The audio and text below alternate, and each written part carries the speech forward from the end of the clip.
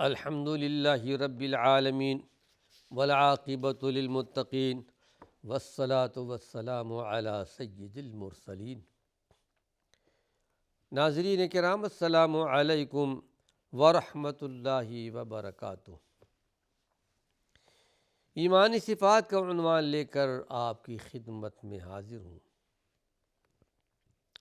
ایمانی صفات کے تعلق سے ایک نیا عنوان، اگر حسن عمل کی توفیق ہو، اچھے عمل کی،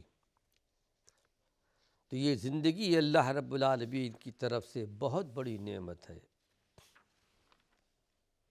لیکن اگر حسن عمل والی زندگی نہ ہو تو یہ زندگی کسی کے لیے اچھی زندگی ثابت نہیں ہو سکتی۔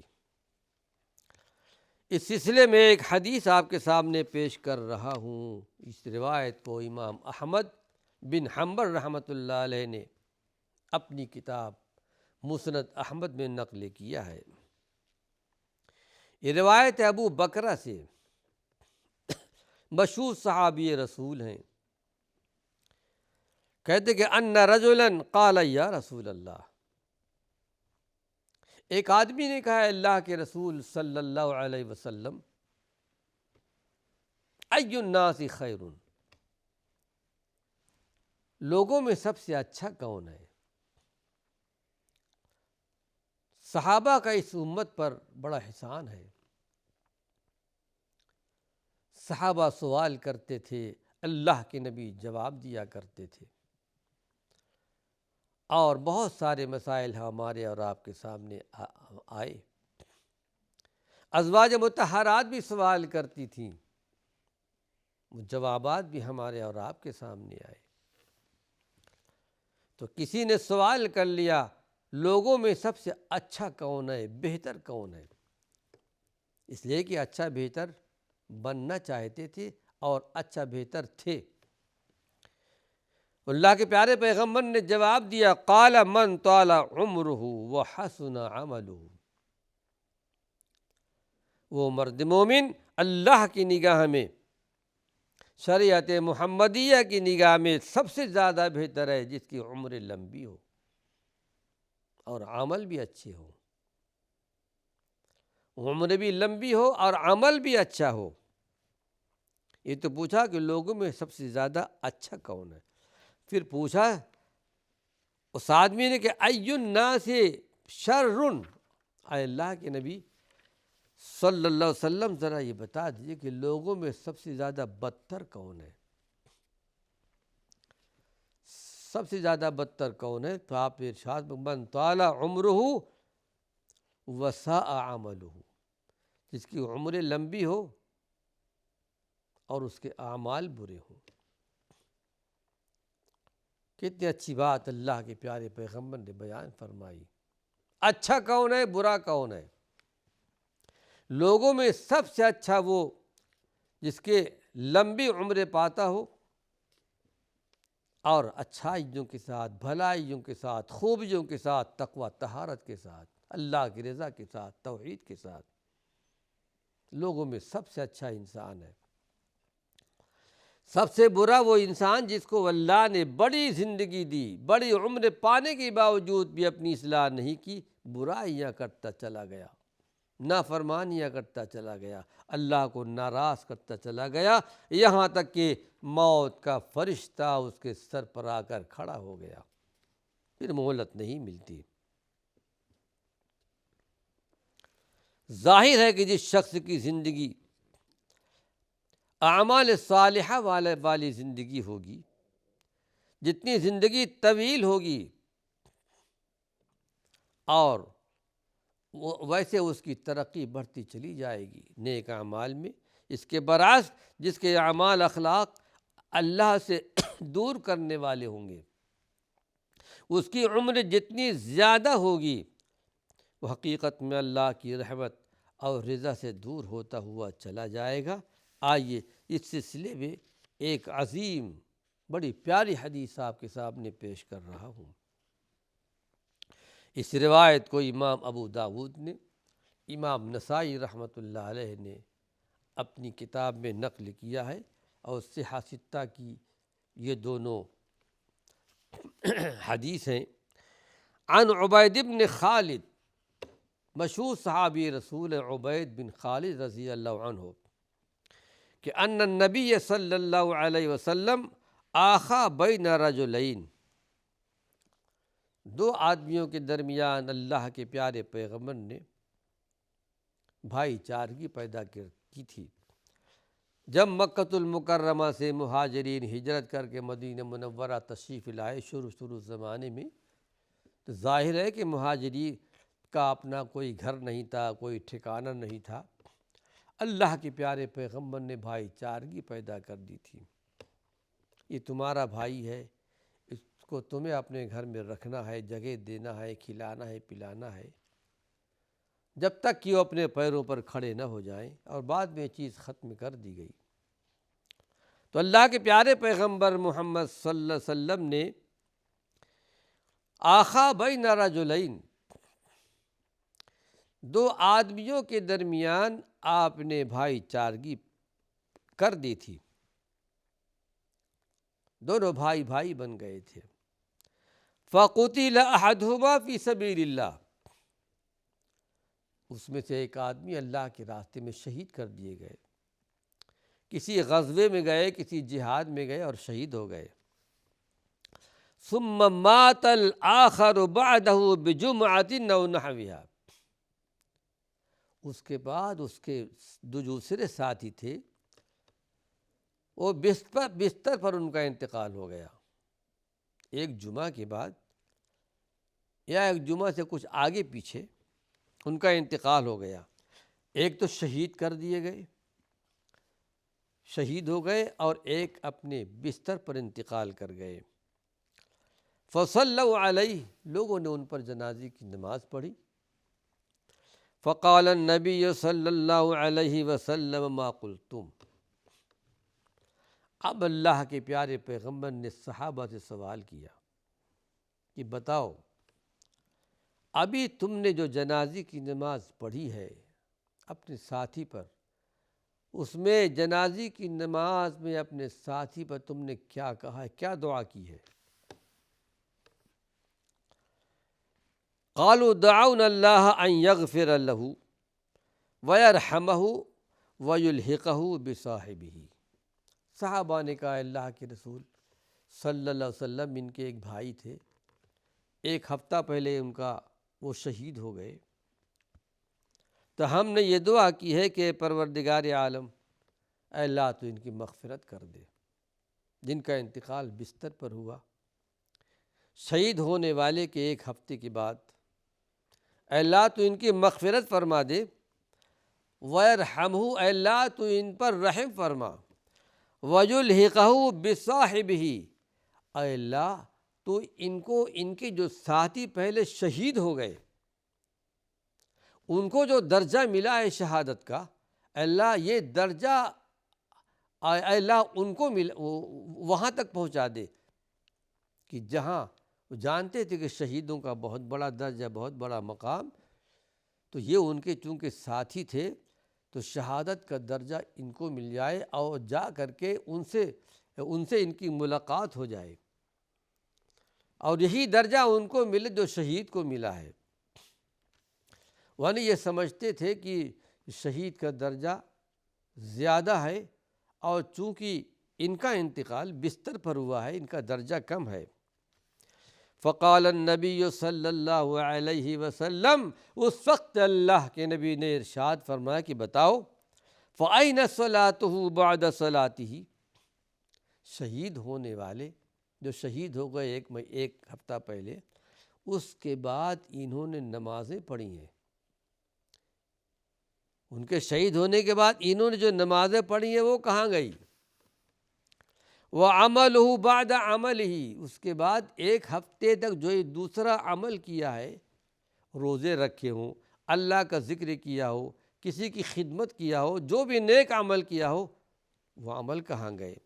راوی کہتے ہیں کہ یا آپ نے ارشاد فرمایا وَصِيَامَهُ بَعْدَ صِيَامِهِ، اور ان کا روزہ رکھنا، جو بعد میں روزہ رکھا، ان کی نمازیں، ان کی روزے، ان کے ذکر و اذکار ایک جمعہ تک جو زیادہ انہوں نے پڑھا ہے وہ کہاں گئے؟ اب اللہ کے پیارے پیغمبر نے فیصلہ دیا، ابعد مما بین السماء والارض، یاد رکھو دونوں کے درمیان زمین آسمان کا فاصلہ ہے، زمین آسمان کا فاصلہ ہے دونوں کے درمیان۔ اس لیے شہید کا درجہ تو یقیناً بہت بڑا ہے، لیکن اس کے بعد انہوں نے نمازیں پڑھی ہیں، روزے رکھے ہیں، ذکر و اذکار کیا ہے، اس کا درجہ زیادہ ہوا کہ یہ نہیں؟ پھر یہ کہ اللہ کے پیارے پیغمبر کے ارشاد کا مطلب یہ تھا کہ تم نے بعد میں مرنے والے اس بھائی کا درجہ پہلے شہید ہونے والے بھائی سے کمتر سمجھا ہے، اسی واسطے تم نے اللہ سے یہ دعا کی ہے کہ یا اللہ اپنے فضل و کرم سے اس کو بھی شہید بھائی کے ساتھ کر دے۔ حالانکہ بعد میں مرنے والے شہید ہونے والے بھائی کی شہادت کے بعد جو نمازیں پڑھی ہیں، روزے رکھے ہیں، اعمال خیر کیے ہیں، ان کی وجہ سے ان کا درجہ پہلے شہید سے اس بھائی سے زیادہ بلند ہے، یہاں تک کہ دونوں کے مقامات اور درجات میں زمین و آسمان سے زیادہ فرق ہے۔ اللہ کی راہ میں شہید ہونا یقیناً بڑا اونچا عمل ہے، بہت بڑی فضیلت ہے، لیکن نماز ہے، روزہ ہے، اعمال خیر ہے، ان کے درجے بھی بڑے بلند ہوتے ہیں، اور چونکہ بعد میں مرنے والے یہ بھائی بھی اللہ کی راہ میں مر مٹنے کا جذبہ رکھتے تھے، جہاد کا جذبہ رکھتے تھے، ہر وقت کمر بستہ رہتے تھے کہ اگر وقت آیا تو مجھے بھی انشاءاللہ شہادت کا درجہ ملے گا، اپنے نیت کی وجہ سے۔ جیسے کہ حضرت خالد بن ولید تھے، خالد بن ولید کو اللہ نے بہت بڑا درجہ، بہت بڑا مقام دیا تھا۔ اللہ کے رسول صلی اللہ علیہ وسلم نے ان کو سیف اللہ کا خطاب دیا تھا، اللہ کے تلواروں میں سے ایک تلوار تھے۔ کسی معرکے میں انہوں نے ہار نہیں پائی، بلکہ ہمیشہ اللہ نے ان کو آگے رکھا، اللہ کی تلواروں میں سے ایک تلوار تھے، اور لیکن شہادت کا درجہ ان کو نہیں ملا۔ جب انتقال کا زمانہ قریب آیا، بستر مرگ پہ تھے، انہوں نے جو اس وقت وہاں پر موجود تھے کہا، کہاں ہیں وہ لوگ جہاد سے بھاگنے والے، موت سے بھاگنے والے؟ میری تمنا تھی اللہ کے جناب میں، اللہ کے حضور میں تمنا کرتا تھا میں کہ اللہ کی راہ میں شہید کر دیا جاؤں، لیکن آج بستر پر میرا انتقال ہو رہا ہے۔ لیکن یقیناً ان کو بھی شہادت کا درجہ ملے گا۔ اور پھر اللہ کے رسول صلی اللہ علیہ وسلم نے ارشاد فرمایا کہ جہاد کی کم سے کم نیت تو ہونی چاہیے۔ قیامت تک کے لیے یہ دروازہ کھولا گیا ہے کہ جہاد نہیں ہے، پھر بھی جہاد کی نیت ہونی چاہیے کہ کبھی بھی ایسا موقع آئے گا، اپنی عزت بچانے کے لیے، ملک و وطن بچانے کے لیے، دین بچانے کے لیے میں اپنی جان کو اللہ کی راہ میں قربان کروں گا، یہ نیت ہونی چاہیے۔ آئیے اس سلسلے میں ایک حدیث اور آپ کے سامنے پیش کر رہا ہوں۔